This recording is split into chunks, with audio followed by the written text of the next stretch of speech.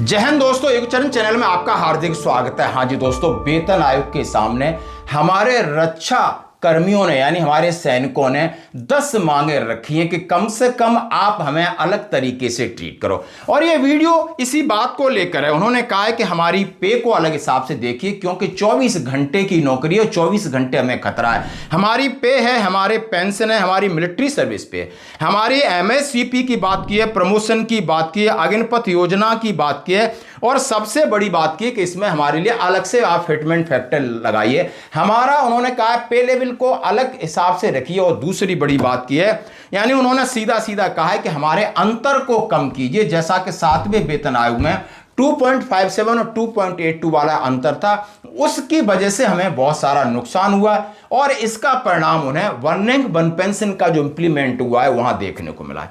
तो आइए दोस्तों, मैं बात करूंगा कि 8वें वेतन आयोग के लिए अपेक्षित उन्होंने फिटमेंट फैक्टर, रक्षा कर्मचारी महंगाई भत्ता के फॉर्मूले में भी बदलाव चाहते हैं, जैसा कि 8वें वेतन आयोग के सामने उन्होंने अपना प्रस्ताव रखा है।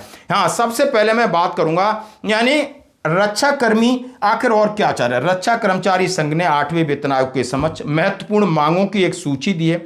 इसमें यानी पे का बदलाव, पेंशन का बदलाव, प्रमोशन का बदलाव, भत्तों में बदलाव, इनमें से कई मांगें बढ़ती महंगाई और नौकरी से जुड़े जोखिम और बेहतर कैरियर विकास के अवसरों पर केंद्रित। उन्होंने कहा है कि आर्मी है, एयरफोर्स है, नेवी है, देश की रक्षा सुरक्षा के लिए अपने प्राण न्यौछावर करते हैं। इनके लिए एक बेहतर पैकेज चाहिए, यानी बेहतर एक अट्रैक्शन चाहिए ताकि लोग उससे प्रभावित होकर के यानी आर्मी यानी देश की सेवा फौज के जरिए करें। ये भी कहा है। दूसरी बात, सबसे पहले मैं बात करूंगा कि 8वें वेतन आयोग में फिटमेंट फैक्टर को लेके क्या क्या है। उन्होंने कहा 8 CPC फिटमेंट फैक्टर वेतन आयोग की रिपोर्ट प्रस्तुत होने और सरकार द्वारा उसे मंजूरी मिलने के बाद ही फाइनल होगा। हालांकि कर्मचारी और पेंशनभोगी संगठनों द्वारा फिटमेंट फैक्टर के जो सुझाव दिए जा रहे हैं उनमें से कहा है 3.0 और 3.15 की सीमा के भीतर ये रहना चाहिए। कुछ विशेषज्ञों का मानना है यदि केंद्र सरकार वर्तमान सीमा 3 के स्थान पर 5 परिवार इकाई को स्वीकार करती है तो फिटमेंट फैक्टर 0.66 ऑलरेडी बढ़ जाता है और इसमें उछाल की पूरी उम्मीद है। यानी फिटमेंट फैक्टर को फैमिली यूनिट के साथ जोड़ दिया है कि सबसे बड़ा फिटमेंट फैक्टर में यदि बदलाव होता है तो फैमिली यूनिट में बदलाव के साथ ही हो पाएगा। अब उन्होंने कहा है दोस्तों, सबसे बड़ी बात है मिलिट्री सर्विस पे वर्तमान में सैन्य कर्मियों को सैन्य सेवा यानी MSP प्राप्त होता है। मांग है कि इसे एक गतिशील जोखिम और तत्परता प्रीमियम से प्रतिस्थापित किया जाए।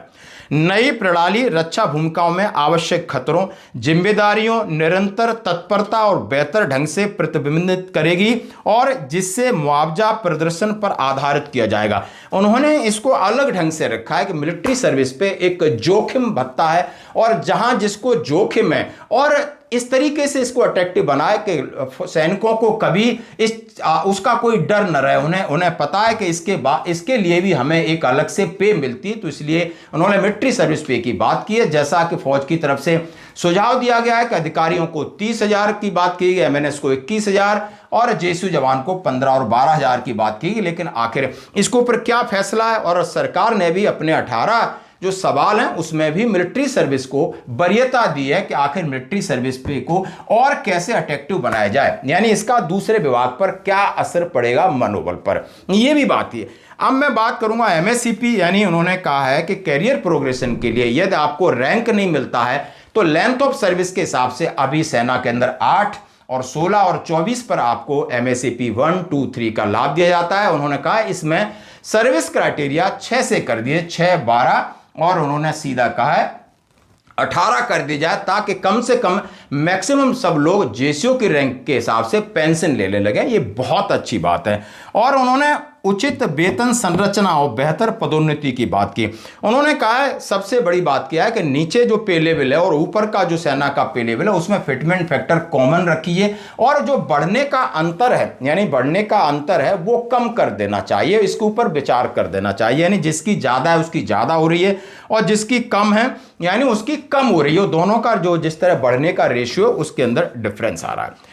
और उन्होंने अग्निवीर को लेकर की बात कही है कि एक प्रमुख मांग अग्निवीर जैसी अल्पकालिक भर्ती योजनाओं को समाप्त करना, प्रस्ताव में ऐसे सभी भर्तियों को स्थायी कर्मचारी का सुझाव दिया है। उन्होंने तर्क दिया है कि सशस्त्र बलों में नौकरी की सुरक्षा, मनोबल और दीर्घकालिक प्रतिबद्धता में सुधार होगा। उन्होंने कहा है उनको आप इनसिक्योरिटी वाला नहीं रखना चाहिए। सेना के अंदर जो सोल्जर आए, एक बार भर्ती प्रक्रिया से गुजर गया, बिल्कुल अपना तन मन से देश की सेवा करे।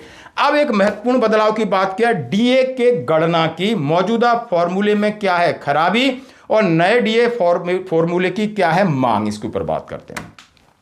महंगाई भत्ता वर्तमान में आवश्यक वस्तुओं जो हमारी रिक्वायरमेंट्स है उसके कीमतों पर AICPIW सूचकांक का उपयोग करती है। यह सूचकांक वस्तुओं की एक निश्चित बास्केट या टोकरी का उपयोग करके तैयार किया जाता है। इसका उद्देश्य मुद्रास्फीति को प्रतिबंधित करना, तदनुसार वेतन को समायोजित करना, जिससे कर्मचारियों को बढ़ती लागत के बावजूद अपनी क्रय शक्ति बनाए रखने में मदद मिलती है। यानी एम आप समझ गए होंगे, यानी उनके ऊपर जो महंगाई का वर्डन होता है उस हिसाब से दिया जाता है। नापने का तरीका बास्केट है, कौन कौन सी आपको सामान चाहिए उनका ये वेटेज चेंज करते रहते हैं। यहां गड़बड़ी है।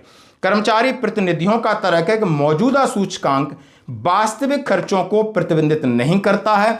सूचकांक में शामिल कई वस्तुओं की कीमतें रियायती दरों पर हैं, जबकि कर्मचारी वास्तव में बाजार दर से अधिक भुगतान करते हैं। इस अंतर का मतलब है कि महंगाई भत्ता की बात, अब उन्होंने सीधा सीधा क्या है, खराबी है कि आप तो होलसेल की रेट लगा के लाते हो, हमें यानी 100 रुपये 50 रुपये की चीज़ है उसमें बड़ा अंतर है, हमें महंगी चीज़ें मिलती हैं और आपको जो रेट लगा रहे हो वो आप जहां पे लगा रहे हो जहां होलसेल पे मिलती है, और बहुत सारी चीजें हमारी जरूरत वाली उनका आपने वेटेज कम दिया है, तो इसमें आप सुधार करिए। मांग यह है कि वास्तविक खुदरा बाजार कीमतों और सरकारी दुकानों के हिसाब से यानी चीजों को सुनिश्चित करना और बेहतर तरीके से आपने महंगाई भत्ता हर महीने प्रोड्यूस देना। यानी उन्होंने कहा है कि महंगाई भत्ता जिस तरीके से, जैसा कि हम जानते हैं कि छठवें वेतन से 7वें वेतन तक 125% महंगाई पहुंची थी, अभी आपकी 58 से 60% पहुंच रही है। अब लोग का अभी इसका भी अभी इंतजार है। इस बार ये भी हुआ कि मार्च यानी खत्म होने वाला है, लेकिन सरकार ने डीए और डीआर बढ़ोतरी की घोषणा नहीं की है। लगातार सरकार जिस तरीके से अभी किल्लत चल रही है, आप समझ सकते हो, ऊर्जा, पेट्रोलियम, गैस वगैरह की, इसको लेकर के लोगों में ये आशंका जा रही कि कहीं लॉकडाउन ना लग जाए या सरकार डीए के ऊपर फिर कोई ना कोई और कोई नया रेगुलेशन, कोई नया तरीका न ढूंढ ले। लेकिन उम्मीद करते हैं कि अप्रैल फर्स्ट वीक में आपको डीए डीआर की घोषणा हो जाएगी। धन्यवाद।